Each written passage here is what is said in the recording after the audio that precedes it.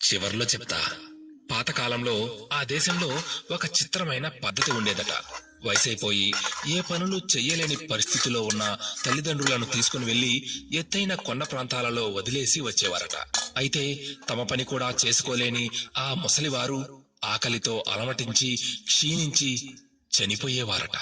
ఓ యువకుడు కూడా తన తల్లి వయస్సు పైబడి చేతకాని స్థితిలో ఉందని ఆమెను తన భుజాలపై మోసుకొని కొండల్లో వదిలేసి రావడానికి బయలుదేరాడు. మార్గమధ్యంలో భుజంపై ఉన్న తన తల్లి ఏదో చేస్తున్నట్లు గమనించాడు. అది గమనించినా కూడా ఆ కొడుకు ఆమెను ఏమీ ప్రశ్నించకుండానే అలాగే కొండ ప్రాంతానికి ఆమెను మోసుకొని వెళుతూనే ఉన్నాడు.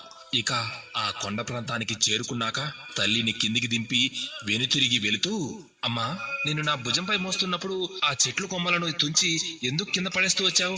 దానికి ఆ తల్లి, నాయనా, నేను ముసల్దాన్ని అయిపోయానని నన్ను వదిలేస్తున్నావు. పర్వాలేదు, మళ్ళీ నేను తిరిగి రాకూడదని చాలా దూరంగా నన్ను తీసుకుని వచ్చేశావు. ఒకవేళ నువ్వు దారి తప్పిపోయి ఇబ్బంది పడతావేమోనని భయంతో ఆ కొమ్మలను తెంపి దారి పొడవునా వేస్తూ వచ్చాను. ఆ గుర్తులతో నువ్వు జాగ్రత్తగా ఇంటికెళ్ళు నాయనా అంది. ఎలా ఉన్నా ఎక్కడ ఉన్నా అమ్మ అమ్మే కదా.